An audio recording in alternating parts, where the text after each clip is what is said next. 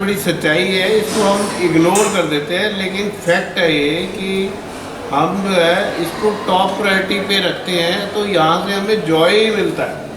100 अगर हैप्पीनेस ज़िंदगी में चाहते हो तो इसी को ही टॉप प्रायोरिटी रखो, क्योंकि अगर हम जैसे ही दूसरी चीज़ को ऊपर ले लेते हैं, क्योंकि वो चीज़ों में बड़ी अट्रैक्शन होती है, उसको छोड़ना आसान नहीं होता, वो देखने में बड़ी सुंदर होती है और उनको हम अट्रैक्ट हो जाते हैं, भाई मैं ये भी कर लूँ, मैं वो भी कर लूँ, ये भी कर लूँ, वो भी कर लूँ, लेकिन वहाँ से फाइनली जॉय नहीं आता। फाइनली आप वो एक ट्रैप होता है, उसमें जाके फंस ही जाते हैं। लेकिन जैसे ही हम अपने इस चीज़ को टॉप प्रायोरिटी पे रखते हैं तो लाइफ में बड़ी हैप्पीनेस, खुशी रहती है, क्योंकि इसमें फेलियर नहीं है। इसमें फेलियर नहीं है। जब आप चैतन्य की ओर जाते हो तो फेलियर नहीं मिलता, आपको अच्छा ही लगता है। एक बात और शेयर करता हूँ अपनी। बहुत से लोग मेरे को मिलते हैं, बातें सुनते हैं या YouTube पे, नहीं जी आपका इस जन्म का नहीं है, आप पीछे से करके लाए हो। मैं कहा नहीं, टॉप प्रायोरिटी पे रखा था इसलिए सब कुछ मिला है। आप लेम एक्सक्यूज मत करो कि आप नहीं, वो आप तो, हम तो पीछे से लाए नहीं, आप लाए हो। No no no no no, अगर पीछे से लाया होता तो आंख खुलते ही मुझे पता होता क्या करना है। जैसे ही आंख खुलती, पहले तो गर्भ से बाहर निकलते ही हा हा हा हंसता, आ गया मैं दोबारा, पता था आ गया मैं दोबारा, क्योंकि रोता नहीं, पता नहीं, मुझे नहीं पता मैं रोया था या नहीं, आई डू नॉट नो, पर एक उदाहरण दे रहा हूँ। उसके बाद हर पल मुझे पता होता मैं क्या कर रहा हूँ। एक भी इमोशन में मैं बचपन से आता नहीं, पर मैं तो गुजरा हूँ इमोशन के फील्ड से भी, सारी चीज़ों से गुजर के आया हूँ। बहुत लंबे समय बाद श्री माता जी ने अपने चरणों में लिया 2000 में। तो ये जो कह के बच रहे हैं ना, अरे नहीं आप तो पहले से लेके आए हो, इनवैलिड है। ये टॉप प्रायोरिटी का परिणाम है। मैंने कहा ना, जिस दिन पहली बार सर झुका तो झुका ही रह गया, आज तक नहीं उठा। और जो कंटिन्यूअस चीज़ चली है, चिंतन मनन, ये सब उसी के परिणाम में ये सारी चीज़ें निकल के आई हैं। ये बहानेबाजी नहीं करनी है, नहीं वो तो पहले के लेके आया हुआ है, या आप भी ले आते पहले से। क्या मेहनत नहीं करनी पड़ती फिर इस जीवन में? अगर पहले से भी लाए हो तो क्या आप उसको मेंटेन नहीं करोगे? मेंटेन भी तो करना पड़ेगा। जिसके पास एक ऐसा इंसान है जिसने बचपन से फटे हाल जीवन जिया, मेहनत करके उसने धन कमाया, करोड़पति अरबपति हो गया, ठीक है। एक इंसान है वो जिसे कहते हैं ना, born with the silver spoon in his mouth, पैदाइशी अमीर घर में पैदा हुआ। अब उस स्टेटस को मेंटेन करने के लिए भी उसे मेहनत करनी पड़ेगी ना, वरना वो दादा बाबा पिताजी का कमाया वो मट्टी कर देगा। मेंटेन करने के लिए आपको फिर मेहनत करनी पड़ेगी ना। तो ये जो बहानेबाजी है ना, नहीं नहीं वो तो पहले से लेके आया हुआ है, हम तो लाए नहीं, ये सब बहानेबाजी है। आपकी प्रायोरिटी है नहीं, आप उससे बचने के लिए एक बहाना फ्लोट कर रहे हो एटमॉस्फेयर में, किसी के लिए या किसी फले के लिए। वो तो मेरा आशीर्वादित है, अरे वो तो माँ के साथ रहे इसलिए गहरे हैं। माँ के साथ वाले मुझे गहरे नज़र तो आए नहीं अभी तक, पर कह देते हैं लोग, क्योंकि डर के मारे वो भी अंदर कोने में जाकर डरे हुए होके अपना चिंता में अपना क्लियरिंग कर रहे होते हैं। माँ के साथ वालों का हाल है। ज़्यादातर संसारिक आदमियों को मैंने देखा है, जब उनके ऊपर कष्ट आते हैं ना, तो अपने को सेटिस्फाई करने के लिए पूरा दोष प्रारब्ध पे डाल देते हैं कि हमारे पूरे जन्म के कर्म थे, इसकी वजह से हम ये भोग रहे हैं। जन्म के कर्म को मानने को तैयार ही नहीं है कि हमने कुछ गलत कर्म किया है। जबकि अगर इस जीवन में सही कार्य किए जाएंगे तो पुराने कितने भी खराब क्यों ना हो, उसका बुरा असर समाप्त हो जाएगा, आपकी चेतना से हट जाएगा। तो ये भी बहुत सुनने को मेरे को बहुत मिलता है, कॉमन है ये, क्योंकि मेहनत करने का दिल नहीं है और प्रायोरिटी बनाने की इच्छा नहीं है, तो ये सारी बहाने वाली बातें चलती हैं, केवल बहानेबाजी है, सच्चाई नहीं है ये। पर इनमें से कुछ लोग ऐसे भी हैं जो इसका पूरा दोष प्रारब्ध को ना देके परमात्मा को दे देते हैं कि हम तो अच्छे कर्म करें, परमात्मा ही हमारे साथ अनजस्टिस कर नहीं रहा है। नहीं, वो तो कहते हैं परमात्मा ही बुरे कर्म करा रहा है हमसे। सच्ची बता रहा हूँ मैं, मेरे को रोक क्यों नहीं रहा, वही करा रहा है मेरे से। वाह, हो रहा कुआं, मैं बताता हूँ, सीधा चल, देख परमात्मा तेरे को गिरने से बचा लेंगे। क्यों बचना चाहता है, कूद चल, उस पर भी स्टेप कर कुएं में, भगवान आके बचा लेगा तेरे को। क्यों तू साइड से निकल के जा रहा है, क्योंकि तुझे पता है ना गिर जाएगा इसमें। जब उल्टे सीधे काम करता है, दारू पीता है, झगड़ा करता है, और उसके बाद आके कहता है भगवान ही मेरे से को दारू पिला रहा है, तो कूद के दिखा कम उसमें कुएं के अंदर। सब बहानेबाजी, अपने उसको जस्टिफाइड करना। पता है मैं तो छोड़ूंगा तो हूँ नहीं, उसको ही दोष दे दो, जान छूट जाएगी। ऐसी सहजी भी करते हैं, नहीं नहीं गहनता तो माँ देती है। अच्छा, तो मतलब वही देगी गहनता, आप कुछ मत करना। नहीं सुना है ना आपने, नहीं जब समय आएगा तभी जा मतलब गहनता आएगी। समय का इंतजार करे पड़े, और इधर समय निकला जा रहा है, इधर समय निकला जा रहा है। क्योंकि कहानियां कुछ और हैं, ऐसी कहानियां बहुत सुनने को मिलती है। मैंने कहा भाई ऐसे कर लिया, नहीं नहीं ध्यान तो माँ कराती है। ओ भैया हो गया काम, ध्यान माँ कराती है, तो भाई आप किस लिए हो, आप किस लिए हो? आपको आपकी इच्छा नहीं है कि मैं चलो भाई ध्यान माँ कराती है, मान लिया, बैठो तो सही, टिकाओ तो सही अपने अटेंशन को उसमें। ये भी माँ कराएंगी, वो भी माँ कराएंगी, सब माँ करा देंगी। माँ की इच्छा बोलते हैं। हाँ माँ की इच्छा, माँ की इच्छा ये है कि तुम मूर्ख साबित हो, मैंने चरणों में लाई हूँ तब भी मूर्ख साबित होंगे। क्या ये माँ की इच्छा हो सकती है किसी सहजी के लिए? बताओ, क्या ये माँ की इच्छा हो सकती है कोई सहजी बनकर दूसरे को सताना शुरू कर दे? क्या ये माँ की इच्छा है?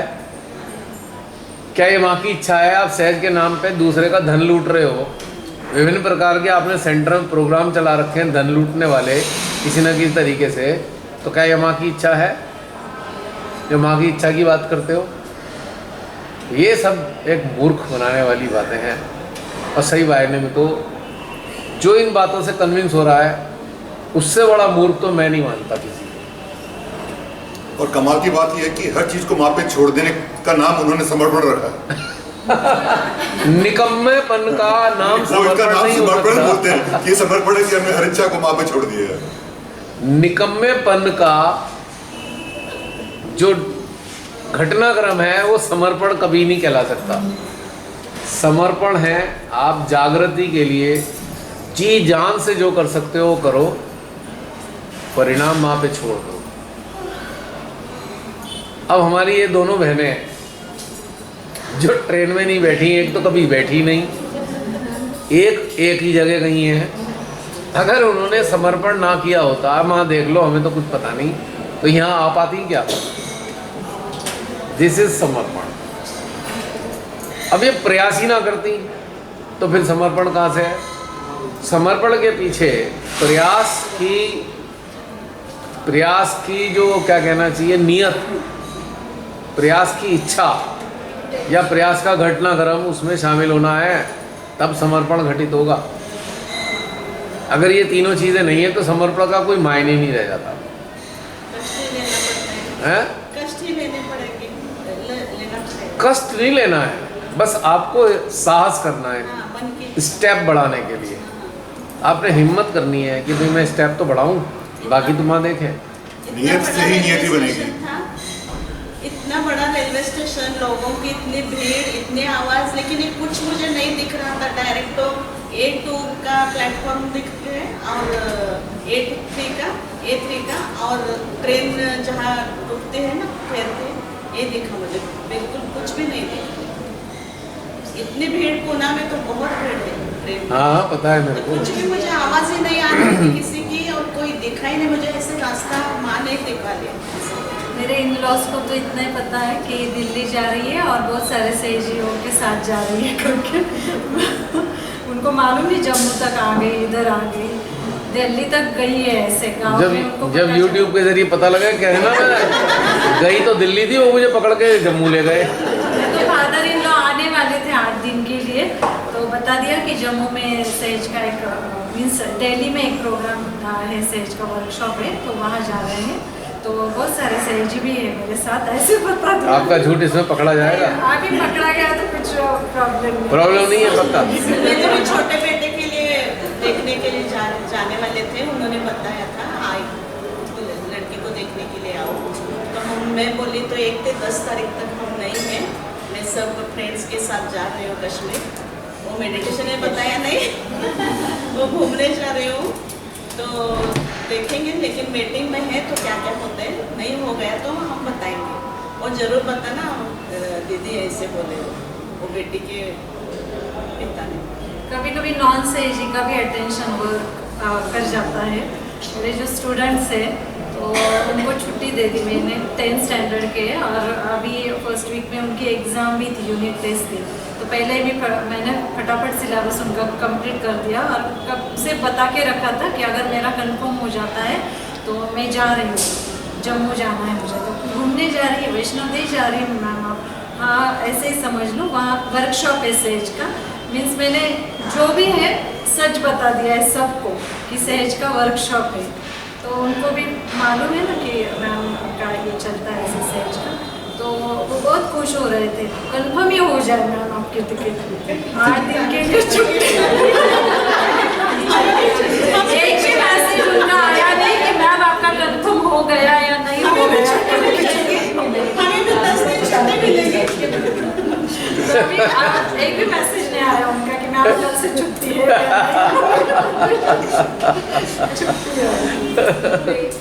चलिए बहुत मज़ा आ रहा है आपकी बातों में, बहुत आनंद आया। अब किसका नंबर आएगा? हमारी बहन। नहीं, मेरा हो गया ना अभी। आपका तो कलेक्टिव हो गया। एक 6 नंबर पे थी, एक 1 नंबर पे थी, कलेक्टिव हो गया।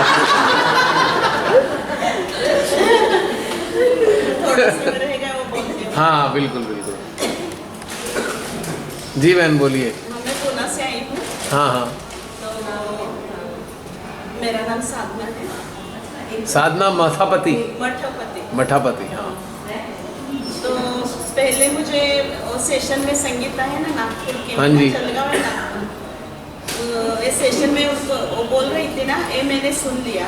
वो बोल रही थी कि मेरा टिकट कंफर्म हो गया, मेरी दीदी से कंफर्म करवा दिया, ऐसे बोल दिया। जिससे पहले मेरे बेटे को मैंने देखने के लिए बताया था, अरे हम जाना है कटरा, तो सीट अवेलेबल है क्या देखो। तो उन्होंने देख लिया तो 40 सीट है, मम्मी बोल दिया तो नहीं होगा, वेटिंग में रह जाएगा, 40 से तो वेटिंग होना बहुत कठिन है। बोला ठीक है भैया रहने दो, बोलेंगे उसको। बाद में वो जो संगीता का सुना ना, मेरी दीदी से मेरा रिजर्वेशन हो गया। तो दूसरे दिन मेरे मन में आया, उसी क्षण मुझे मन में आया, अरे इसका हो गया तो मेरा भी हो जाएगा, कल देखना चाहिए। ऐसे मन में मेरे झलक आ गई। तो दूसरे दिन इसका फ़ोन आया, जाएंगे क्या? हम पूछेंगे दीदी को, मेरी दीदी को, और जाएंगे क्या रिजर्वेशन होने के बाद? ठीक है तो पूछो बोली मैं इसको, तो मिलते हैं, सीट मिलेंगे ऐसे दीदी भी बोली। तो हमने रिजर्वेशन करवा दिया। तो वेटिंग में ही था, पहले 6 और 7 नंबर में था हम दोनों का। बाद में 15 दिन के बाद 4 और 5 नंबर में आगे नंबर निकल ही नहीं रहे थे। बेटे ने बोल दिया तो आपका नहीं हो रहा है, ऐसा दिख रहा है, कितने दिन से मैं देख रहा हूँ 4-5 नंबर पर ही है, तो आपको नहीं होगा, पूछो दीदी को। मैंने तो 2-3 बार दीदी को तकलीफ दी थी, हुआ क्या रिजर्वेशन पूछो भैया को। तो बोले कुछ तो करेंगे हम, तो हो जाएगा ऐसे बोले। बाद में लास्ट हो गए, वो RSC है ऐसा बता दिया उन्होंने। 3 बजे तक देखेंगे क्या होता है। 5 को तो 5 बजे ट्रेन छूटने वाली थी, तो 3 बजे उनका फ़ोन आया, हो गया है RSC। तो मैंने फटाफट 1 घंटे में, बैग तो पहले ही भर चुकी थी मैंने, लेकिन खाने के लिए कुछ बनाया नहीं घर में, वो सब रेडीमेड ला के आई 1 घंटे में। तो रिक्शा से आ गई मैं, और रिक्शा वाले को भी उसकी शक्ति जागरूक हो, माँ ऐसे बोले वो जल्दी लेके जाए। लालच, इतना बड़ा लालच है, जल्दी लेके चला जाए। देर नहीं होना चाहिए ना, क्योंकि मैं अकेली जा रही थी, बच्चे भी नहीं है, हस्बैंड कोई नहीं आए, तो अकेले कैसे जाइए ऐसे बोल रहे थे मेरे हस्बैंड, नहीं जाएंगे, जाऊंगी मैं अकेले, कोई नहीं। उसको भी 6 नंबर पर आने को बुलाया है, तो दोनों मिलके अंदर जाएंगे स्टेशन पर। तो मैं आके 4:20 में आके ठहरी वहाँ गेट पर 6 नंबर के। तो उसका फ़ोन आया, मैं अभी आ रही हूँ ऐसे बोली, लेकिन उन्होंने दूसरे कुछ बता रहे थे, बैंक ऑफ इंडिया के पास में ठहरी कि मुझे तो कुछ मालूम नहीं, मुझे भी पूना के स्टेशन का, तो मुझे भी कुछ समझ में नहीं आ रहा ऐसे बोली। तो बोलिए मैं ऊपर ही आ जाऊँगी, मैं बोली वो प्लेटफॉर्म पर भी आऊँ, मैं भी ऊपर आती हूँ।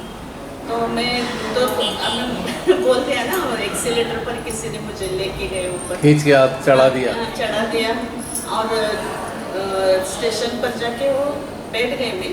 तो बाद में आगे ऐसे बैठा, मैं एक साथ बोलते, पहचान हो गई हमारी, हम देखा नहीं था, मैंने भी इसको रिटर्न में तो मुझे नहीं देखा, तो फोटो में ही देखा था ऐसे ही, तो पहचान हो गई। तो मुझे लग रहा था अरे छोड़, मिलता है नहीं, इतना हम प्रपंच में अड़के हैं ना, अटक गए हैं ना, तो ऐसा क्यों हो रहा है, ऐसा मुझे मन में आ गए आते समय, ऐसे इजीली क्यों नहीं हो गया आज, तो इतना अटके माने दिखा गया।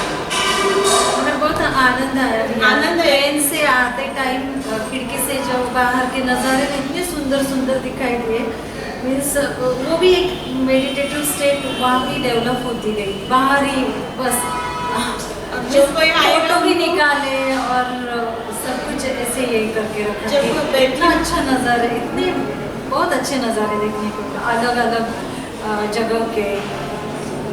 मैं माँ से प्रार्थना की, माँ जितने भी लोग हैं इस ट्रेन पर सबकी शक्ति जागरूक करो माँ, ऐसे बोल दिया, सबको संरक्षण दे दो और अच्छा समय पर हमें ले जाइए ऐसे बोल दिया।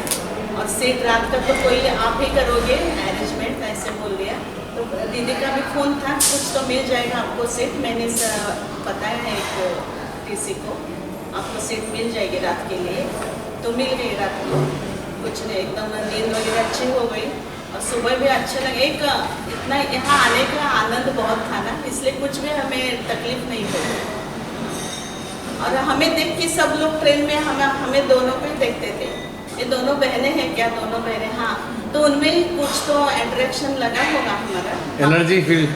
हाँ, तो मुझे भी पता था आप कहाँ जा रहे हैं, कहाँ से आए सब। तो जो आते थे ना, आते थे पर रात को जाते थे, पर दूसरे दिन दूसरे आते थे, तो सबको हम चित्त से उनको चल रहा था काम। हाँ, ये जागरूक पहले क्या होता था, आत्मसंरक्षण। ऐसे ट्रेन में कहीं भी जाओ ना, सबके साथ कलेक्टिवली किसी पूजा में जाना, तो जो भी नए लोग मिलते थे ना, उनको सहज का बताते थे, पैम्पलेट देते थे, ये बाहर से ही सब चलता था।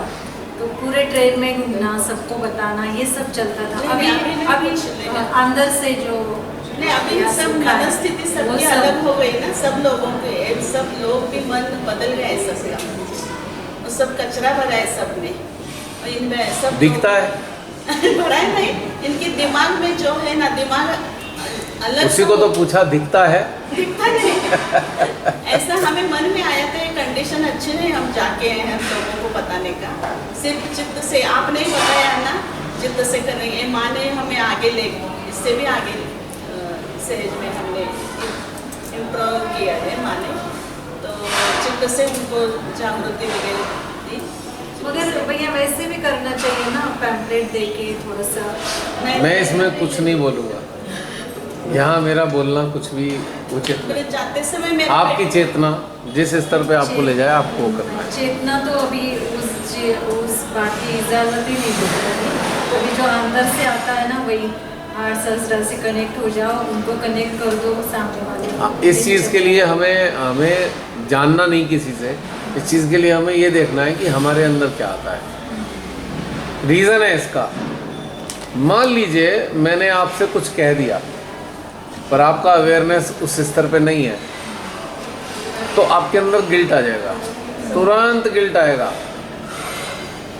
उससे क्या फ़ायदा?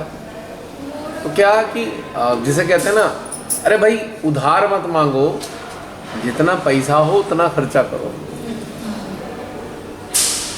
तो उससे गड़बड़ हो जाती है बहुत बड़ी। भैया पैम्फलेट को सेंटर का रास्ता दिखाएंगे, वहाँ से फिर वो लौट के आ जाएंगे, ये भी चीज़ है। नहीं क्या होता है, चल गया। pamphlet दिया ना, चल गया माइंड, नहीं छोड़ दो।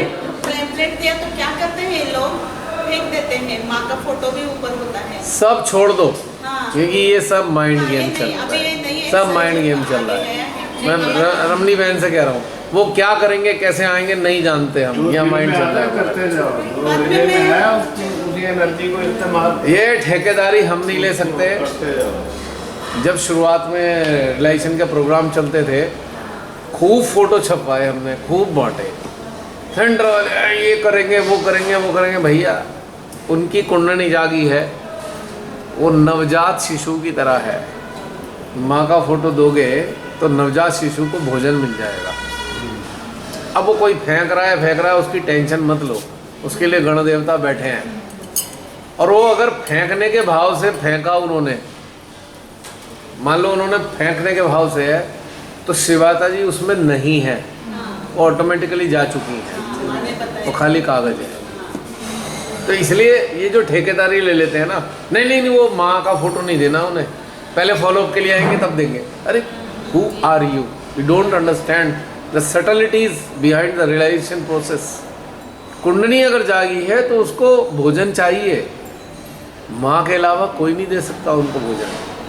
छोटे छोटे बच्चे जैसे होते हैं ना, दूध पीते बच्चों को क्या माँ ही संभालेगी। अब वो बच्चा जो अभी पैदा हुआ उसका प्रोटोकॉल लगा दो, नहीं तेरे को 3 दिन बाद दूध मिलेगा, क्या होगा 3 दिन बाद, क्या होगा, वो तो निपट लेगा, खत्म। जो मेहनत की है जागृति के उसमें, कुंडली जो जाग कर आई, जैसे तैसे फीबल कंडीशन में मान लो किसी तरह उठकर आ गई, उसको डाइट कौन देगा, कौन देगा डाइट। बहुत पहले की बात है, जब रिलेशन का प्रोसेस चलता था तो जो लोग दे के आते थे, मैं उनसे कहता था कि आप जो काम करके आए हो ना, 1 हफ्ते तक उन सबके ऊपर अटेंशन डालो, जो कुंडली उठी है उसकी डाइट का प्रबंध तो कर दो। आपकी कुंडली से उन्हें डाइट मिलनी है, क्योंकि उनमें शिवाताई वाला डिवोशन अभी आएगा नहीं। उन्होंने पहली बार शिवाताई को देखा है, फोटो ले तो गए हैं पर वो डिवोशन डेवलप नहीं हो रहा है। उन्होंने आदर के साथ रख भी दिया है, ठीक है, और कई बार नहीं भी रखा है। घर में कोई बाबा पहले से ही बैठा हुआ है या कोई और रास्ते पे है, तो उन्होंने डर के मारे घर में रखा ही नहीं, और डिवोशन है नहीं। देखो अगर किसी के अंदर डिवोशन आ गया, फ़ोटो ले गया, उसने कहा भाई मैं अच्छी जगह रख देता हूँ, रोज़ वो देखने आ रहा है बस माँ को, इतने में ही उसे भोजन मिल रहा है कुंडली को। लेकिन बहुत से ऐसे हैं जो ये नहीं कर पाए, फ़ोटो भी ले गए, आदर के साथ रखा भी है, या अपने किसी फोल्ड करके रख दिया कि बाद में निकाल के रख लेंगे, फेंका नहीं है, तो उनकी कुंडली की डाइट कहाँ से पूरी होगी। उस चैनल से पूरी होने वाली है जिसके माध्यम से रिलेशन मिला है, तो उस चैनल को कम से कम 1 हफ्ते तक तो उनके सिस्टम पे काम करना चाहिए, 1 वीक के लिए एटलीस्ट। इसलिए नहीं, उसकी कुंडली के भोजन की व्यवस्था करने के लिए आपके माध्यम से एनर्जी जानी है और उसको भोजन मिलना है। पर हम तो बस हाँ 1000 लोगों को रिलेशन दे के आ गए, उसके बाद क्या किया उनका, नहीं वो वेट कर रहे हैं फॉलोअप का। फॉलोअप का वेट करने से बेवकूफ़ी है, उन पे काम तो करो सिस्टम पे उनके। ग्रुप में आता है 3000 लोगों को, ग्रुप में आता है 3000 लोगों की जागृति दी, 5000 लोगों को दी, बच्चों को दी, अरे आगे कुछ तो उसके बाद खाना भूखे मरेंगे। तो अगर आपके माध्यम से है तो कम से कम उन पे अटेंशन तो डालो कि चलो अब मैं 10 मिनट उन लोगों के लिए निकालता हूँ, ध्यान में बैठ के उन सबकी कुंडलियों पे, उनके शस्त्रार पर अटेंशन डालता हूँ कि जागी हुई कुंडलियाँ जो है, ये जो है, इनको थोड़ी डाइट मिल जाए ताकि स्टेबल हो जाए उस पर। कौन करता है? फिर छोटा बेटा मुझे पहले ही बताया, उसको फ़ोन किया, अभी मैं जा रही हूँ स्टेशन 4 बजे, तो दोपहर को उन्होंने फ़ोन किया था, तो बताया था मैंने उसको। वो बोला कितने लोग जा रहे हैं पुणे से, मैं बोले हम दोनों ही हैं, और वहाँ कितने लोग आने वाले, मैं बोले 30 लोग होंगे, 30-40 लोग ऐसे होंगे, मुझे भी इतना मालूम नहीं। तो इतने ही क्या पूजा है, क्या है, बोला मैंने सेमिनार है, तो दो ही पुणे से सिर्फ 2 ही लोग जा रहे हैं, बोला हाँ 2 ही हैं। मैं बोली 2000 लोग ऐसे में पूना में, इससे भी 2 कोई चुना है माँ ने। और ऐसा कैसा मेडिटेशन है? 1 मिनट बहन, 1 मिनट। यही तो बात होती है ना, वो सटलिटीज़ को समझा नहीं पाएंगे। आइए। जय श्री माता जी, मैं पंजाब हुशियारपुर। और आप पंजाबी में बोलेंगी?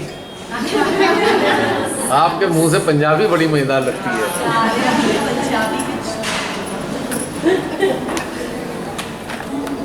मेरा नाम टीना और मैं हुशियारपुर पंजाब ਤੋਂ बोल रही हूँ।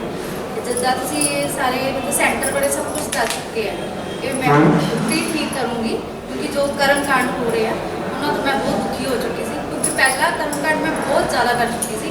कोई बाबा नहीं छड्डिया, कोई पंडित नहीं छड्डिया, सब करती थी। किते कोले नदी 5 जाने, किते जो 5 जाने, पक्षियों को खुआना, बहुत कुछ कर चुकी थी। जद्दे सहज से आई कैंडल लगा लो, शॉपिंग कर लो, कैंडल आगे ते रख लो। कुछ मेरे घर के बहुत डर चुके थे। ਜਦੋਂ मैं करन बैठना सारे दरवाजे खिड़की उन्होंने बंद कर देना भी वो जो करती उन्होंने कर लेंदो, भी उन्हें छेड़ना नहीं है, ਉਹਦਾ ਭੂਤ ਨਿਕਲ ਕੇ ਸਾਡੇ ਅੰਦਰ ਨਾ ਆ ਜਾਏ।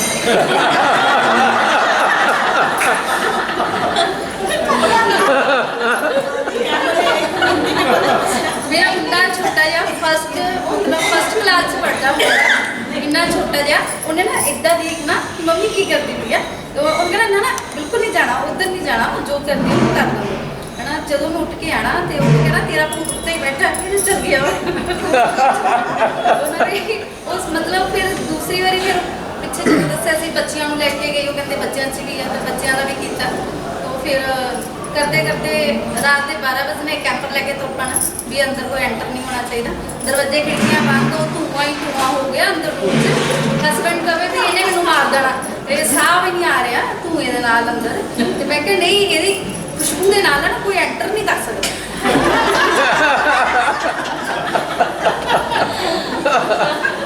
मैं तुम फिक्र नहीं करनी, किसी ने अंदर नहीं आना, कहते उन्हें अंदर नहीं आना, मैं बाहर चलना। कहते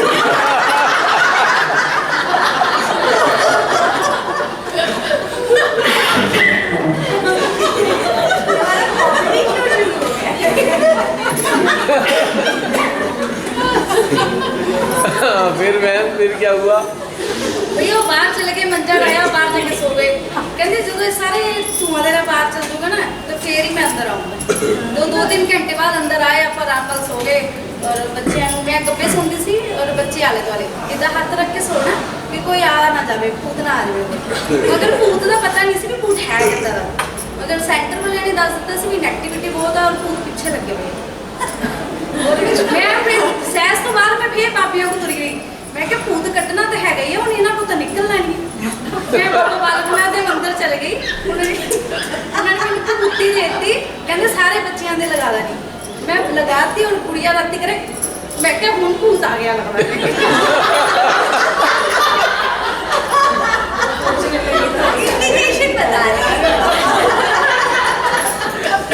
मैं मम्मी ने गल की, मैं क्या मम्मी इदा भूत बड़े आ गए साढ़े ना उत्थे बाबा भड़वाग सिंह है ना, वो नदी बहती है, वो नीचे ना जिन्हें भूत हो जाता नहीं। मैं क्या मम्मी को क्या, मैं क्या बच्चे लै जाओ तुम, मैं ठीक हाँ इन्हों लै जाओ। मैं क्या लै गए, मम्मी ने आके मैं दसिया भी बच्चे तो बड़े सोहने नहाते हो, तो कुछ नहीं होया। तो सेंटर वाले ने कहा जिथे तुम गए ना 4 भूत होर लैके आए, 4 और लिए कहते उत्थे भूत लोग छड्डन जाते हैं, तुम लैके आ गए।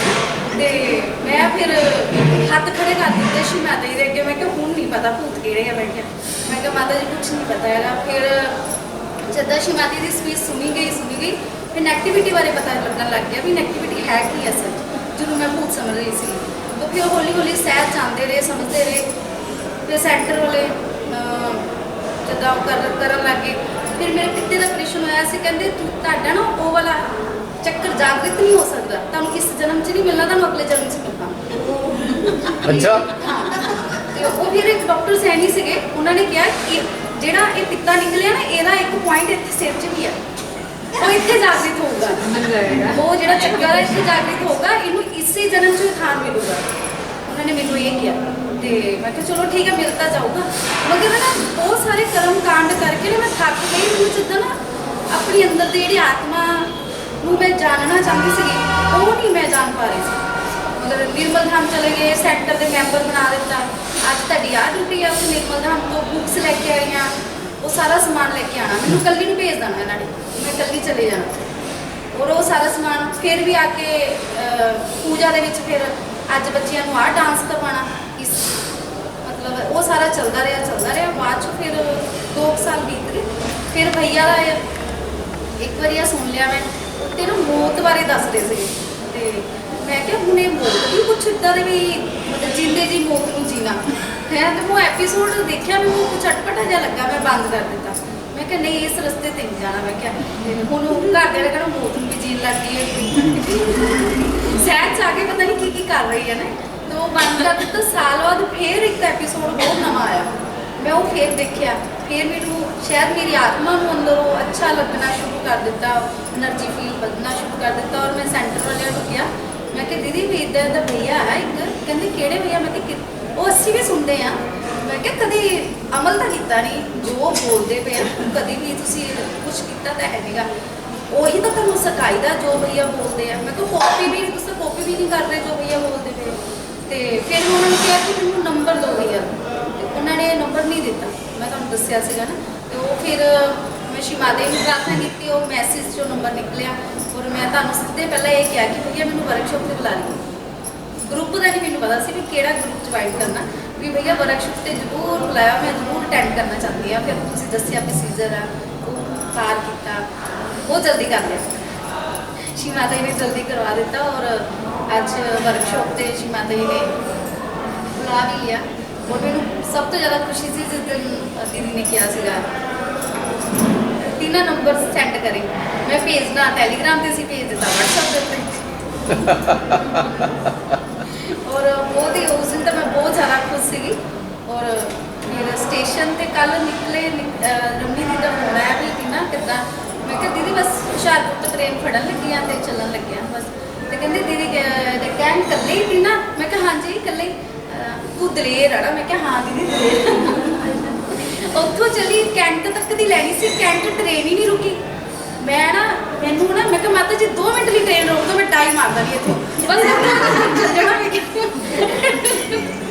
ਟ੍ਰੇਨ ਸਿੱਧੇ ਜਲੰਧਰ ਰੁਕੀ। ਔਰ ਮੈਂ ਦੀਦੀ ਨੂੰ ਫੋਨ ਕੀਤਾ, ਮੈਂ ਕਿਹਾ ਦੀਦੀ ਤੁਹਾਨੂੰ ਦੀਦੀ ਨੂੰ ਕਹਿਓ ਕਿ ਮੈਨੂੰ ਸਿਟੀ ਤੋਂ ਲੈ ਲੈਣ, ਵੀ ਟ੍ਰੇਨ ਨਹੀਂ ਰੁਕੀ ਉੱਥੇ।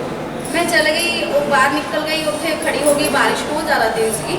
ਔਰ ਉੱਥੇ ਨਾ ਮਤਲਬ 15 ਮਿੰਟ ਮੈਂ ਖੜੀ ਰਹੀ। ਇੱਕ ਪੁਲਿਸ ਵਾਲਾ ਮੈਨੂੰ ਦੇਖੀ ਗਿਆ ਵੀ ਇਹ ਕੁੜੀ ਕਿਉਂ ਖੜੀ ਹੈ ਇੱਥੇ। ਉਹ ਮੇਰੇ ਕੋਲ ਆਇਆ, ਮੈਂ ਕਹਿੰਦੇ ਕੀ ਹੋ ਗਿਆ? ਮੈਂ ਕਿਹਾ ਭਈਆ ਇੱਦਾਂ ਮੈਂ ਦਿੱਲੀ ਵਾਲੀ ਟ੍ਰੇਨ 'ਚ ਆਈ ਔਰ ਕੈਂਟ ਨਹੀਂ ਰੁਕੀ ਉਹ ਟ੍ਰੇਨ। ਕਹਿੰਦੇ ਅਗਰ ਮੈਨੂੰ ਉਹਨਾਂ ਨੇ ਇੱਦਾਂ ਕਿਹਾ, ਕਹਿੰਦੇ ਅਰੇ ਪਾਗਲ ਕੁੜੀ, ਉਹੀ ਤਾਂ ਕੈਂਟ ਜਾਣੀ ਆ, ਫੇਰ ਚੱਲ ਜਾ ਕਹਿੰਦੇ ਦੁਆਰ ਤੋਂ ਜਾਣ ਵਾਲੀ ਆ। ਮੈਂ ਜੂ ਤੇਜ਼ ਦੌੜੀ ਉਹ ਟ੍ਰੇਨ ਨੂੰ ਫੜਨ ਵਾਸਤੇ, ਜਦ ਮੈਂ ਟ੍ਰੇਨ ਇੱਦਾਂ ਫੜੀ, ਟ੍ਰੇਨ ਚੱਲ ਪਈ, ਮਤਲਬ ਚੜ ਗਈ ਸੀ ਮੈਂ ਉਹ 'ਚ। ਹਾਂ, ਔਰ ਫਿਰ ਉਹ ਕੈਂਟ ਰੁਕੀ। ਔਰ ਫਿਰ ਦੀਦੀ ਹੁਣੀ ਆ ਗਏ ਜਦ ਤੱਕ ਬਾਰਿਸ਼ ਬਹੁਤ ਤੇਜ਼ ਸੀ।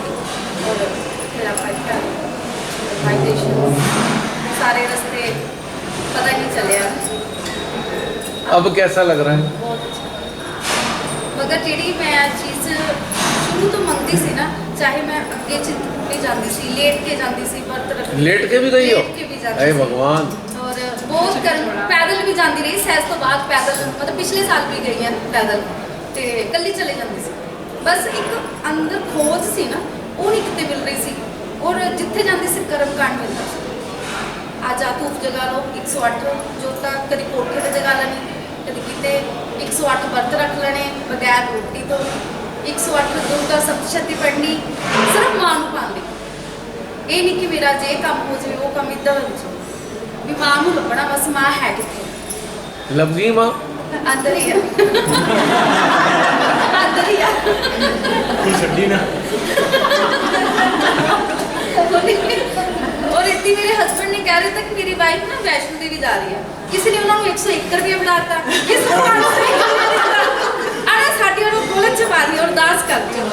मैं कही मैं करूंगी कि कहता उत्थे जेड़ी मर्जी गोलक दिखी ना उहदे च पा देंगे ना, भैया सवेरे कहना मैनू दे दो।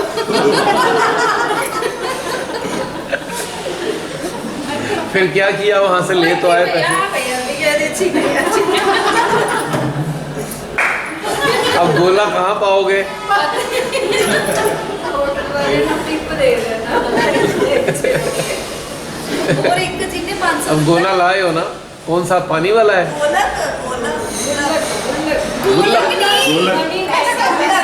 हाँ पैसे की वहाँ पर गोलक में डाल देना जब ऊपर जाओगे। अच्छा, गुल्लक में डाल देना।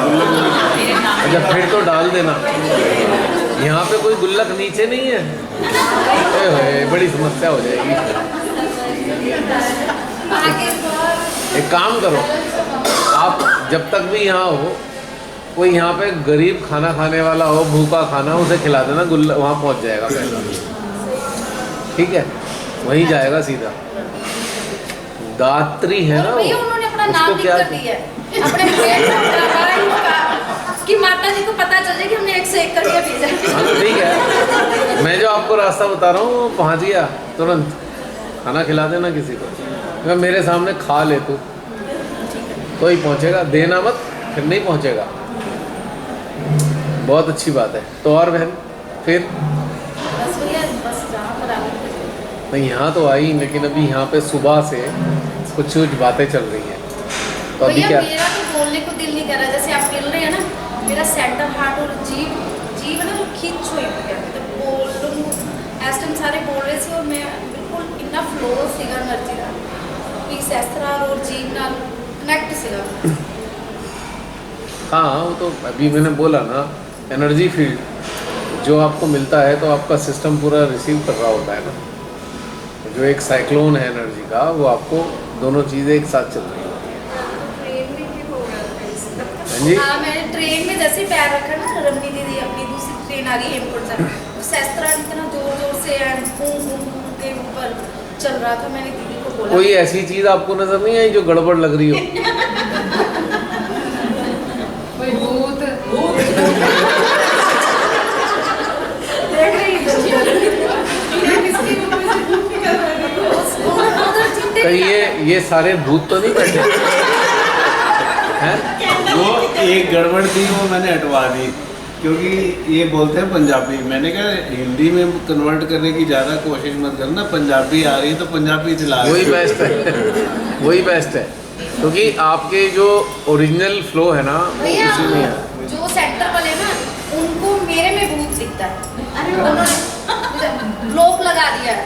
परसों चौथ ना जब सड़क तो निकल के गए दीदी, उन्होंने मेरी दुकान में देखा भी नहीं है, क्योंकि मैं जो देख लिया तो कोई ना कोई एक्टिविटी उन्होंने अंदर चले गए। वाह, और सारे मैंबर्स ਨੂੰ बोल ਦਿੱਤਾ कि उन्होंने ब्लॉक च लगा दो, नहीं तो तुसी भी एक्टिविटी ਦੇ खेल चालू है और सेंटर छाड़ दो। अब बता देना, मैं सारे भूत छड़ाई हूँ या छोड़ो दिमाग के टेंशन। अब ठीक हूँ, मैं साफ सुथरी हूँ। अब तो देख लो मेरी तरफ।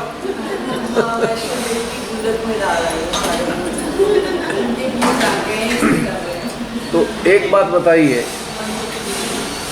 जब ये सारा चलता था आपके जीवन में कर्म कांड, तब आपके मन में क्या चलता था? पंजाबी में बताना।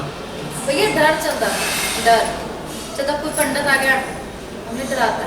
ਹੁਣ ਉੱਦਾਂ ਵੀ ਕਾਫੀ ਜਾਣੇ ਕਹਿ ਰਹੇ ਮੈਨੂੰ ਰਾਹੂ ਦੀ ਦਸ਼ਾ ਲੱਗ ਗਈ 18 ਸਾਲ ਦੀ, ਔਰ ਤੁਸੀਂ ਉਹ 'ਚ ਕਲੀਅਰ ਕੀਤਾ ਸੀ ਵੀ ਕਿਸੇ ਨੂੰ ਰਾਹੂ ਦੀ ਦਸ਼ਾ ਲੱਗ ਜਾਵੇ ਉਹ ਸਭ ਤੋਂ ਵਧੀਆ ਹੁੰਦਾ ਸੀ। ਤੇ ਉਹ ਕਹਿ ਰਹੇ ਸੈਂਟਰ ਵਾਲੇ ਵੀ ਰਾਹੂ ਗਲੇ ਦਾ ਹੁੰਦਾ ਵਾ, ਉਹ ਤਾਂ ਹੁਣ ਛੁੱਟੀ ਦੀ ਸਭ ਤੋਂ ਜ਼ਿਆਦਾ ਪ੍ਰੋਬਲਮ। क्या कोरिलेशन है भाई, हद हो गई। ड्रैगन्स हेड और ड्रैगन्स टेल, राहु और केतु, एक की गर्दन है काली और एक की पूंछ है, अलग अलग हैं दो। एक ही राक्षस था, उसको सुदर्शन चक्र से काट दिया था, क्योंकि उसने कहानियाँ हैं कि उसने कुछ और बनकर अमृत चख लिया था, और अमृत पी लिया उसने, इसलिए उन्हें मारा तो जा नहीं सकता था, लेकिन दो हिस्सों में बढ़ गए। उसे राहु और केतु कहते हैं, ड्रैगन्स हेड और ड्रैगन्स टेल। तो हमारे बहन के हिसाब से जो पता लगाया, सहजियों ने लगाई अपनी बुद्धि, अच्छा उसकी गर्दन है तो भैया विशुद्धि की प्रॉब्लम हो जाएगी। आप जब भी कहना जो भी तुम सेंटर चाहते ना, साडा गला फट हो जाता है। हजे एंटर ही रखते ना, बहुत सारी नेगेटिविटी आ गई। तुम कितों लेके आए नेगेटिविटी? उन्होंने मैं ये कहना, मैं कहना पिछों आ रही है। मैं इतना जब भी मैं थोड़ा तुरी पियाँ आ जाओ सारे चलिए सेंटर पे, इतना थोड़ा मेरे नाल नहीं भैया, सारे नाल ही करते, सारे नाल ही। और बंदे नूं इन्ना कि नीवा कर देना कि तुहानूं ਸਹਿਜ ਦਾ ਬੇਸਿਕ ਵੀ ਨਹੀਂ ਆਉਂਦਾ। ਉਹ ਤੁਸੀਂ ਤਾਂ ਜਦੋਂ BA ਪੜ੍ਹ ਕੇ ਆਏ ਆ ਜਾਂ MA ਪੜ੍ਹ ਕੇ ਆਏ ਆ, ਉਸ ਟਾਈਮ ਮੈਂ ਇੱਦਾਂ ਵੀ ਬੋਲ ਦਿੰਦੀ ਸੀ ਸਾਹਮਣੇ, ਤੇ ਫਿਰ ਉਹ ਉਲਟਾ ਮੈਨੂੰ ਬਹੁਤ ਬੋਲਦੇ ਸੀ। ਮੈਂ ਸੋਚਦੀ ਸੀ ਕਿ ਇੱਜ਼ਤ ਨੂੰ ਕੀ ਕਰਨ ਆਏ ਆ, ਰੋਲਣ ਆਏ ਆ ਇੱਥੇ, ਇੱਕ ਸਹਿਜ ਮਾਂ ਨੂੰ ਪਾਣ ਆਏ ਆ, ਤੁਸੀਂ ਸਾਡੀ ਬੇਇੱਜ਼ਤੀ ਕਰਦੇ ਆ ਵੀ ਇੱਥੇ ਬਿਠਾ ਕੇ। ਕਈ ਤਾਂ ਉੱਥੇ ਨਾ ਘਰ ਜਾ ਕੇ ਰੋਂਦੇ ਆ। ਮੈਂ ਕਿਹਾ ਉਹ ਕੀ ਕਰ ਸਕਦੇ, ਮੈਂ ਤਾਂ ਛੱਡ ਦਿੱਤਾ। ਉਹ ਕਹਿੰਦੇ ਅਸੀਂ ਨਹੀਂ ਛੱਡਣਾ। ਮੈਂ ਕਿਹਾ ਫੜੀ ਰੱਖੋ, ਰੋਈ ਜਾਓ, ਕੀ ਕਰਨਾ। ਸਾਡੀ ਆਤਮਾ ਨੂੰ ਇੰਨਾ ਦੁੱਖ ਬਚਾ ਰਹੇ ਆ, ਉਹ ਤੁਸੀਂ ਫੇਰ ਵੀ ਉੱਥੇ ਹੀ ਬੈਠੇ। एक्चुअली जो सीकर है, मैंने कहा ना, वो वहाँ नहीं मिलेगा। सीकर वहाँ नहीं मिलेगा आपको। सीकर वहाँ मिलेगा जहाँ उसकी सीकिंग पूरी हो रही है। सीधी बात, एकदम क्लियर कट है बात। तो अब जैसे आप जुड़े हुए हो, अब तो आप कनेक्टेड हो सारे कलेक्टिव से, ये उनको पता है? हाँ जी भैया, मगर नहीं, उन्होंने एक कलेक्टिविटी का हजे नहीं पता। उन्होंने ये कहते कि उन्होंने ना भैया ने ऐड नहीं करना, क्योंकि भैया उन्होंने गल करते सारी पता चल जाना वो कितनी नेगेटिविटी मेरे भैया ने ऐड नहीं करना। और मैं तुमने एक वॉइस मैसेज भी दिता पाया सी भी उन्होंने स्पैशल बच्चे होंगे है सारे, भी तू उन्होंने नहीं हैगी, मैंने उन्होंने इन्ना भी कह दिता सी। अच्छा, ये भी अपना इंटरप्रिटेशन कर बोल दिता सी, कहते बच्चे भैया एवं ऐरे कह रहे नहीं लै लेते। उन्होंने मैंने ये कहा सी, बात तो ये ठीक ही थी।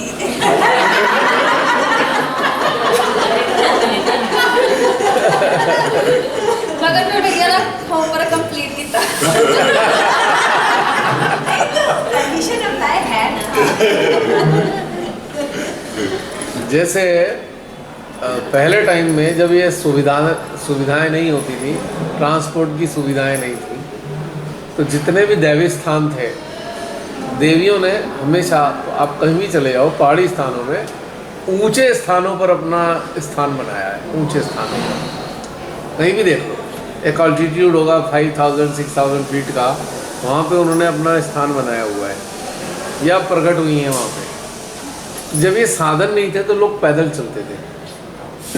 मैं बता रहा था कि बद्रीनाथ के लिए अगर कोई जाना होता था तो घर से बाय बाय कह के जाता था, और उसे बद्रीनाथ पहुंचने में 1-1.5 महीना लग जाता था। पैदल चलते थे। ऋषिकेश से चले, बद्रीनाथ 350 किलोमीटर है ऋषिकेश से, तो सोचो 350 किलोमीटर पैदल करते थे वो। जो खुशकिस्मत होते थे वो जीवित भी रहते थे और वो वहाँ पहुँच भी जाते थे। लेकिन वहाँ से शुरू करने से लेकर बद्रीनाथ तक जाते जाते अनेकों उन्हें कष्ट सहने पड़ते थे, अनेकों प्रकार के कष्ट। कभी मौसम से संबंधित कष्ट आ गया, कभी खाना ठीक नहीं मिला, कभी पाँव में छाले पड़ गए, हजारों प्रकार की प्रॉब्लम्स होती थी। वो सारे जो कष्ट आते थे उनकी चेतना को शुद्ध करते जाते थे। शोधीकरण होता था चेतना का, हर कष्ट पे एक शोधीकरण हो रहा है चेतना का। तो ये प्रोसेस था वहाँ तक जाने का। अब इन्होंने हेलीकॉप्टर भी ले और वो भी ले, तो वहाँ कूड़ा करकट भर गया ना। अनऑथेंटिकेटेड पर्सन जो एलिजिबल नहीं है वो वहाँ पहुँच रहे हैं, गंद मचा के आ रहे हैं। 2013 में इतनी बड़ी ट्रेजेडी हुई, अब फिर होने को तैयार बैठी है। फिर कहीं वहाँ 18 ग्लेशियर ऐसे हैं जो अभी कभी भी फट सकते हैं, एनी टाइम। तो ये हो क्या रहा है कि हीट बढ़ा रहे हैं उस एरिया में। मैं माउंटेन्स में जुड़ा हूँ, जहाँ पर स्नोफॉल होता है वहाँ पे बारिश होने लगी, डिज़ास्ट्रस। जो ग्लेशियर लेक हैं, पानी बर्फ़ को पिघलाता है। आप फ्रिज में से बर्फ़ निकालते हो, हाथ में रख लो, कुछ नहीं होगा। जैसे ही नल के नीचे लगाओ एकदम बर्फ़ पिघलनी शुरू हो जाएगी, क्योंकि पानी का तापमान बर्फ़ के तापमान से ज़्यादा है। वहाँ पे इतनी हीट बढ़ा रहे हैं। एक हेलीकॉप्टर कितना पोल्यूशन फैलाता है पता है आपको? एक हेलीकॉप्टर इतना पोल्यूशन फैला जाएगा जितनी कम से कम 100 गाड़ियाँ फैलाएंगी। मैं ट्रक की बात कर रहा हूँ। एक हेलीकॉप्टर, मट्टी का तेल जलता है उसमें, फ्यूल में रिफाइंड मट्टी का तेल, केरोसिन ऑयल। एरोप्लेन में भी ये जो डीकार्बनाइज कर रहे हैं, ये सारे इडियट्स को मैं कहना चाहता हूँ, इतनी फ्लाइट क्यों बढ़ा दी तुमने? सबसे ज़्यादा पोल्यूशन तो तुम फैलाते हो। इतना ज़बरदस्त हर जगह फ्लाइट क्यों कर रहे हो भाई? शांति से जीने दो। लोग ट्रेन से भी जा सकते हैं, इलेक्ट्रिक ट्रेन है ना। लेकिन लालच है ना, बड़ी ये कंपनी खुल गई आज, वो कंपनी खुल गई आज, वहाँ खोल दी। अब हेलीकॉप्टर की फ्लाइट में इतना अंधा कमाई है, लेकिन क्या हो रहा है वहाँ ग्लेशियर लेक पिघलने लग रहे हैं इस हीट से। और इस चक्कर में जहाँ जाने चाहिए थे मुश्किल से 1000-2000 लोग, वहाँ 2 लाख लोग पहुँच रहे हैं। 37 डिग्री टेम्परेचर है हमारा। एक तो 500 लोग वहाँ पे हैं और एक वहाँ हज़ारों लोग वहाँ पे हैं, तो बॉडी हीट भी तो वहाँ ज़्यादा फैल रही है ना, बढ़ती जा रही है ना टेम्परेचर, तो इस वजह से वहाँ ट्रेजेडी हो रही है। हर चीज़ कमर्शलाइज, हर चीज़ कमर्शलाइज। तो ये जो चेतना है कष्टों से रिफाइंड होती है, कष्टों से, और धुल पुछ के वहाँ पहुँचता है इंसान। तो इसी प्रकार से जब आप साधना के दौर से गुजरते हो, जब आप आत्मचिंतन आत्ममंथन के दौर से गुजरते हो, तो आपकी चेतना का शोधीकरण हो रहा होता है। आप सामने लाते हो, अच्छा ये गड़बड़ करता हूँ मैं, और इसका परिणाम ये आता है।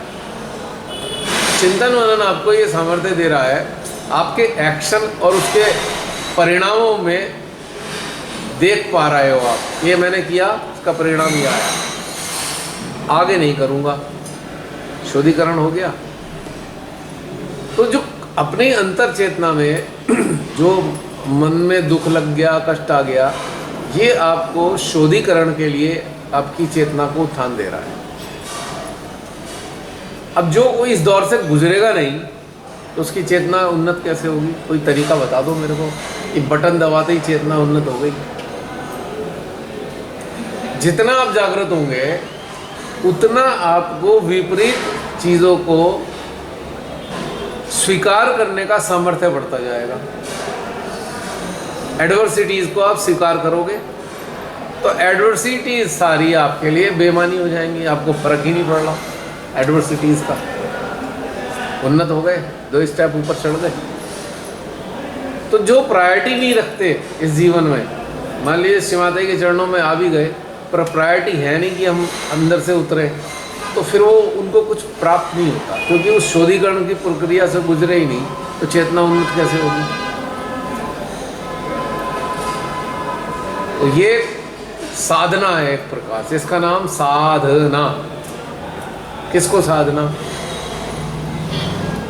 जो अनियंत्रित मन है उसको साधना। अनियंत्रित मन के चक्कर में इधर उधर भागे पड़े हैं हम लोग, सद गया, स्टेबल हो गया, शांत हो गए। और ये जो अंदर की यात्रा है, ये भी पहाड़ चढ़ने के समान है। जिस चीज़ से आप गोंद की तरह चिपके हुए हो, अब मन बना रहे हो मुझे तो इससे छूटना है, तो हो गई नहीं पहाड़ चढ़ने जैसी लड़ाई अंदर? हो गई नहीं हो गई? अब जब इस तरह आप तैयार हो गए कि छूटना है, तो वहीं से शुद्ध होना शुरू हो गया, चेतना हमारी उन्नत हो गई। वहीं पे एक स्टेप आप और ऊपर बढ़ गए। अब ये अगर कोई प्रोवाइड करा दे फ्री फंड में, ये लटका झटका कर लो, क्या उन्नत हो सकता है कोई इस लटके झटके से? अब ये कर लो, वो कर लो, अरे वो सारी प्रोसेस बहुत टेम्परेरी चीज़ों के लिए थे। आपका सडनली एक्सीडेंट हो गया है, आपकी गाड़ी में फर्स्ट एड किट पड़ी है, आपने फटाफट उसका इस्तेमाल कर लिया, पर ट्रीटमेंट आपको कराना पड़ेगा ना, बाहर जाके डॉक्टर के पास जाना पड़ेगा ना, कंसल्ट करना पड़ेगा ना। ये सारी लटके झटके तो फर्स्ट एड हैं। फर्स्ट एड से तो आप ठीक नहीं होने वाले ना। और पूरी ज़िंदगी फर्स्ट एड को ही आपने टॉप प्रायोरिटी पे रख लिया, तो आपके रोग तो ठीक नहीं हो सकते, किसी भी कीमत पे नहीं हो सकते। जो आपको उस पीड़ा से गुजरना है, जो आपके मन में लगने वाली है पीड़ा, वो परिष्करण कर रही है आपका शोधीकरण कर रही है आपकी चेतना का। और जब चेतना जिस स्तर पे भी शुद्ध हो रही है, वहीं पे ही उन्नति आ रही है। मान लीजिए आपको एक बहुत बड़ा तिरपाल दे दिया जाए, सफ़ेद तिरपाल था, गंदा हो गया, बहुत बड़ा 50 फीट के करीब का तिरपाल आपके पूरे घर को ढक के रखे, मान लो बरसात से रोकने के लिए, वो बहुत गंदा हो गया, कंटेमिनेटेड हो गया। आपने कहा भी चलो तिरपाल धोते हैं, तो सारा तिरपाल एक झटके में नहीं धो सकते आप। आपने एक कोना धोया, आज एक कोना धुला, कल को दूसरा कोना धुला, धीरे धीरे करके वो धुल गया। एक समय आया, अब वो बिल्कुल धवल हो गया, सफ़ेद हो गया। आपने घर की छत पे लगाया, काले से भी पानी तो काले से भी ख़राब से गंदे से रुक जाता पानी, लेकिन हीट नहीं रुक पा रही। बहुत भयंकर तरीके से जब सूरज निकलता है तो पूरा घर आग हो जाता है। आपने सफ़ेद तिरपाल लगा ली, चिट्टी हो गई और रिफ्लेक्ट कर रही है हीट को वापस, घर गर्म नहीं हो रहा। तो ऐसे ही जब हमारा अंतःकरण है वो अगर साफ नहीं होगा तो बहुत सारी परेशानियां बनी रहेंगी लगातार, और वो एक दिन में नहीं होगा, और किसी ट्रिक से नहीं होगा, किसी जुगाड़ से नहीं होगा, किसी कर्मकांड से नहीं होगा। ईश्वर के साथ जुड़ने के लिए किसी कर्मकांड की कोई आवश्यकता नहीं है। लेकिन हमारा मन कहीं अटका हुआ है, हमारी मन के साथ चेतना अटक गई है, उसको हटाने के लिए एक बहुत छोटी सी हेल्प है, स्टार्टिंग है, पर परमानेंट हेल्प नहीं है वो कर्मकांड। तो जो लोग इस चक्कर में पड़े रहते हैं, ये हाँ जी भाई साहब वो कुछ बता दो क्या कर लूँ, मैं कहा मेरे को तो पता ही नहीं क्या करना है। ध्यान की बातें पूछो तो बता सकता हूँ, क्योंकि थोड़ा बहुत मुझे ध्यान का पता है, वो मैं बता दूंगा। और आप सोचो कौन सा ऐसा तरीका सहज का बता दूं जिससे आपकी समस्या ठीक हो जाए, नहीं आता, मुझे आता ही नहीं, क्योंकि वो ट्रिक है, सॉल्यूशन नहीं है। श्री माता जी ने इसीलिए शुरू में बता दिया होगा कि भाई पहले तो ये इनका फर्स्ट एड दे दूँ इन्हें, तो बहुत घायल पड़े हैं, ये तो ब्लीडिंग बहुत हो रही है, पहले फर्स्ट एड लगा दो, स्टिचिंग बाद में लगेगी। ये एक सेंटर से गल करते होंगे सी, अगर किसी का वीज़ा नहीं लग रहा ना तो सेंटर ਦੇ ਵਿੱਚ ਬੈ ਕੇ ਰੋਟੀ ਖਾਊਗਾ ਤਾਂ ਵੀਜ਼ਾ ਲੱਗ ਜਾਣਾ ਹੈ। सेंटर में बैठकर ਉਹਨਾਂ ਚੋਂ 2 ਮੁੰਡੇ ਸੀ, ਉਹਨਾਂ ਦੇ ਇੱਕ ਦਾ ਵੀਜ਼ਾ ਲੱਗ ਗਿਆ ਸੀਗਾ, ਇੱਕ ਦਾ ਵੀਜ਼ਾ ਨਹੀਂ ਲੱਗਦਾ ਪਿਆ ਸੀ, ਉਹ ਚਲਾ ਗਿਆ ਬਾਅਦ। ਦੂਜਾ ਉਹਦੀ ਮੰਮੀ ਉਹਨੂੰ ਕਹਿੰਦੀ, ਸੈਂਟਰ ਦੇ ਮੈਂਬਰ ਸੀਗੇ ਮੇਨ ਜਿਹੜੇ ਹੈਡ ਹੁੰਦੇ, ਉਹਨੇ ਉਹਨਾਂ ਨੂੰ ਕਿਹਾ ਕਿ ਉਹ ਮੁੰਡਾ ਪ੍ਰਸ਼ਾਦ ਖਾਂਦਾ ਸੀ ਮਾਤਾ ਜੀ ਦਾ ਕਲੈਕਟੀਵਿਟੀ ਦਾ, ਉਹ ਬਾਹਰ ਚਲ ਗਿਆ, ਤੂੰ ਰਹਿ ਗਿਆ। ਨੈਕਸਟ ਟਾਈਮ ਉਹ ਵੀ ਡੱਬਾ ਚੱਕ ਕੇ ਤੁਰਿਆ ਆਇਆ ਸੀ ਕਲੈਕਟਿਵ ਦੇ ਵਿੱਚ ਬੈਠ ਕੇ ਖਾ ਕੇ, ਤੇ ਉਹਦਾ ਵੀ 4 ਮਹੀਨੇ ਬਾਅਦ ਵੀਜ਼ਾ ਲੱਗ ਗਿਆ, ਉਹ ਵੀ ਚਲ ਗਿਆ। ਉੱਥੇ ਉਹ ਹੋ ਗਿਆ ਕਿ ਮਤਲਬ ਜਿਹੜਾ ਇੱਥੇ ਜਿੱਦਾਂ ਮਤਲਬ ਉਹ ਇੱਕ ਚੌਂਕੀ ਟਾਈਪ ਸਮਝ ਲਓ। ਔਰ ਫਿਰ ਜਿਹੜਾ ਭੂਤ ਕੱਢਣਾ, ਜੇ ਕੋਈ ਆ ਕੇ ਇੱਕ ਉਛਲਣ ਲੱਗ ਗਿਆ ਮਾਤਾ ਜੀ ਦੇ ਅੱਗੇ ਆ ਕੇ, ਇੱਕ ਦਿਨ ਮੈਨੂੰ ਕਹਿਤਾ ਕੈਂਪਰ ਲੈ ਕੇ ਭੂਤ ਕੱਢਣਾ, ਫਿਰ ਸਿੱਖਣਾ ਭੂਤ ਕੱਢਣਾ। ਮਾਤਾ ਜੀ ਨੇ ਕਿਹਾ ਵੀ ਜਿਹਨੂੰ ਭੂਤ ਕੱਢਣਾ ਆਉਂਦਾ ਭੂਤ ਕੱਢੋ। ਮੈਂ ਕਿਹਾ ਮੈਨੂੰ ਆਉਂਦਾ ਹੀ ਨਹੀਂ ਕੱਢਣਾ, ਮੈਂ ਕਿੱਦਾਂ ਕੱਢੂੰਗਾ ਉਹਦਾ ਭੂਤ। ਕਹਿੰਦੇ ਤੂੰ ਥੋੜਾ ਕੱਢਣਾ, ਮਾਤਾ ਜੀ ਨੇ ਕੱਢਣਾ। ਤੇ ਮੈਂ ਕਿਹਾ ਮਾਤਾ ਜੀ ਦੇ ਅੱਗੇ ਬਿਠਾ ਲਓ, ਆਪੇ ਨਿਕਲ ਜਾਊਗਾ ਭੂਤ। ਕਹਿੰਦੇ ਨਹੀਂ ਨਹੀਂ ਤੂੰ ਕੈਂਪਰ ਕਰਨਾ ਉਹਦੇ ਪਿੱਛੇ। ਮੈਂ ਕਿਹਾ ਮੈਂ ਨਹੀਂ ਕੰਮ ਕਰ ਸਕਦੀ। ਮੈਨੂੰ ਬਿਠਾ ਦਿੱਤਾ, ਮੈਂ ਕੈਂਪਰ ਲੈ ਕੇ ਆਇਆ ਕਰਨ ਲੱਗ ਗਈ। ਬਾਅਦ ਚੋਂ ਅਗਲੇ ਮੈਨੂੰ ਕਹਿੰਦੇ ਹੁਣ ਤੇਰਾ ਸਰੀਰ ਬਹੁਤ ਹੀਟ ਮਾਰਨ ਲੱਗ ਗਿਆ, ਇੱਕ ਬਰਫ ਦੀ ਸਲੀ ਇੱਥੇ ਰੱਖਦੀ ਹੈ ਕਿ ਪਿੱਛੇ ਰੱਖਦੀ, ਉਹ ਲਟਾਤਾ ਮੈਨੂੰ। ਕਹਿੰਦੇ ਮਤਲਬ ਉਹਦੀ ਹੀਟ ਤੇਰੇ ਅੰਦਰ ਆ ਗਈ। ਤੇ ਮੈਂ ਕਿਹਾ ਮੈਨੂੰ ਬਿਠਾਇਆ ਕਿਉਂ ਸੀਗਾ, ਉਹਦੀ ਹੀਟ ਅੰਦਰ ਆ ਗਈ ਤਾਂ। ਕਹਿੰਦੇ ਤੈਨੂੰ ਨਾ ਮਤਲਬ ਪੱਕਾ ਬੰਨਣਾ ਪੈਣਾ ਭੂਤ ਕੱਢਣ ਲਈ। ਇਹ ਵੀ ਕੰਮ ਕਰਾਇਆ ਮੈਂ ਭੂਤ ਬਾਅਦ ਚੋਂ ਫਿਰ ਮੈਂ ਸ਼ੇਰ ਹੋ ਗਈ। ਮੈਂ ਕਿਹਾ ਹੁਣ ਜਿਹੜਾ ਮਰਜ਼ੀ ਭੂਤ ਆਵੇ ਆਪਾਂ ਤਾਂ ਕੱਢ ਹੀ ਲਈਦਾ। भूत कंडल स्पेशलिस्ट। और एक दीदी सीगे जिन्हां नूं तुसीं हुण ऐड नहीं किया, रचना सचदेवा जी हुशियारपुर दे पहला भी सीगे। हां शुरू में की है 10-15 दिन होया। उन्हां दे वो लेफ्ट साइड ते आ ते उन्हां ने कहना भी रचना लेफ्ट साइड ते आ ते मैं दीदी ने मैनूं पूछना टीना तू मेरा भूत कट दूंगी। मैं कि वो काम छड्ड दित्ता है। उन्होंने कहना भी देख मेरे अंदर भूत है। मैं कहा माता जी को मेरे हम सामने भूत का नाम नहीं लेना। मैं वो जो वीसा दिला रहे थे उन्हें तो एम्बेसी के बाहर वो लगा देना चाहिए पोस्टर, वीजा। और भैया जिन्हें कहते जिन्हों का काम नहीं लगता काम भी हो जाते हैं, बैठो साडे कोल। उनका भैया सबका लंगर है सेंटर में, उन सबको वीजा मिल जाएगा।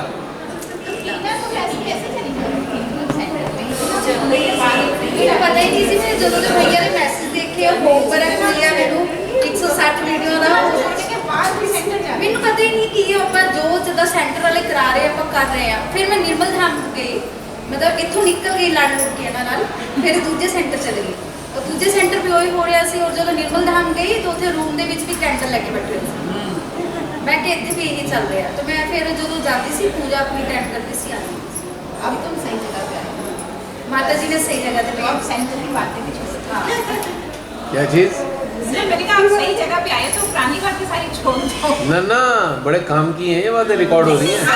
उसके लिए तो है, उसके लिए तो है। और मैनू पता की गया, तुसी सेंटर छੱਡ ਦਿੱਤਾ ना, हुण मंजे की तैयारी कर लो। मंजे? मंजे की मतलब ਤੁਹਾਨੂੰ ਅਟੈਕ ਵੀ ਆ ਸਕਦਾ, ਤੁਹਾਨੂੰ ਕੁਝ ਵੀ ਆ ਸਕਦਾ, ਤੈਨੂੰ ਮੰਜੇ ਦੇ ਪਏ ਦੇਖ ਸਕਦੇ ਆ, ਅਸੀਂ ਤੇਰਾ ਕੁਝ ਕਰ ਨਹੀਂ ਸਕਦੇ, ਸੈਂਟਰ ਛੋੜ ਚੁੱਕੇ